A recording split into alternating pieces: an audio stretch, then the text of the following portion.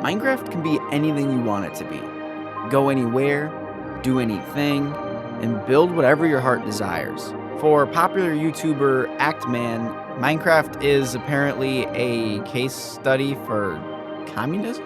You know, let's say you guys are building a world together in Minecraft, and you got your own house. Everybody has their own house. You know, you guys are mining stuff. You're getting materials, all this stuff. You log off for a couple days, you log back in, and half your house has been destroyed, and all your shit is gone. And you tell your buddies, "Yo, dude, where's all the wood? Where are the diamonds? Oh, I used it to build my own."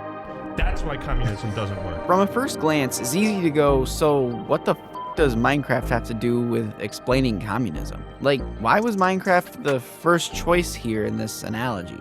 Although the Actman is certainly being facetious in this clip, it made me start to think a little bit deeper about Minecraft, what it does, and what it can mean to those who play it. See, understanding what makes Minecraft appealing enough to be the world's most popular video game is the same reason it provokes that kind of thinking from the Actman.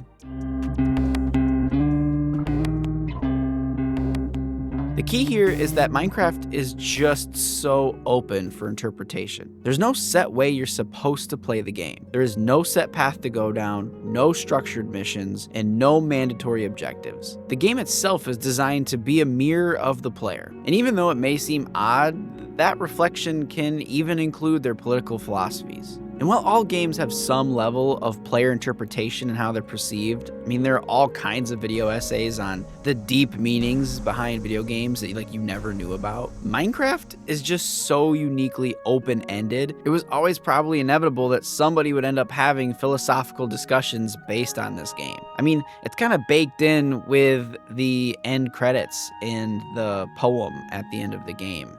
Because what you choose to do in Minecraft can really say a lot about you as an individual. Who are you when you play Minecraft? Are you a seasoned architect? Are you the endless miner? Are you a perpetual farmer like me? Do you play with friends, and do each of you fill one of these roles? Or are you strictly a solo player that has to do a bit of everything to keep a world going? I mean, really think about the way in which you most enjoy Minecraft. Which task you like doing more than any of the others. And when you start to think about it, that can really say something about your personality, about who you are. I like farming because it doesn't have to be a big time commitment if I don't want it to be. Unlike something like mining, where you usually have to commit to gathering supplies, food, to last the few in-game days it might take to find a good spot and mine there. I like farming as a supply gathering task that I can just stop in the middle of and quickly return to home base if I need to. And this tendency of mine works in tandem with my real life, because my gaming time can be a bit sporadic, leading me to prefer tasks I can always pick up and stop at any point when I feel the need to. And even getting deeper, there's something about certain levels of commitment that I'm bad at making. I like something I can just stop and pick up and stop and pick up, rather than something that feels like a really heavy commitment.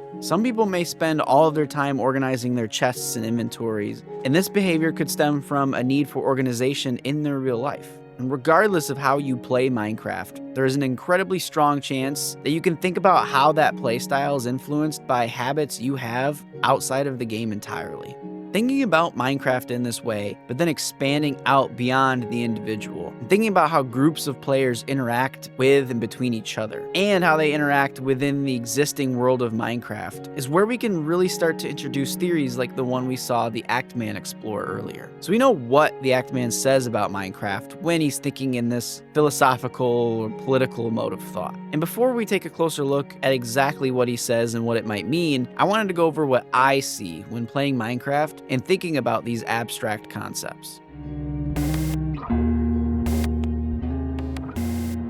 So I just went over how everyone has their own way of playing Minecraft. But I feel like one of the most common experiences everyone has, at least if they're going to be playing survival mode, is searching for a village so you could trade with the villagers for the really good items that they have once you unlock their upgrades. And what often ends up happening in this scenario is players will trap the villagers in various ways so they don't wander off or get hurt by the mobs that come out at night. Because you invested in leveling up these specific villagers, you don't want to lose the ability to trade with them, especially when you find and upgrade the ones that offer really useful loot. But beyond that utility, their lives and existence is completely expendable to the player, only useful so long as they can provide players with those trading services. Minecraft, being a video game, allows us to basically enslave the villagers for their labor without any sort of consequences or deeper thought. And so we all do it when we play survival mode. So taking what happens here in Minecraft with the villagers and trying to apply it to the real world, I would compare it to the way we see companies in real life cause unspeakable damage in many different ways to many different communities and never see meaningful consequences. I would maybe use it as an argument for some sort of law or governmental system where we'd see a concerted effort to limit the power of the rich so that the general population can't be exploited.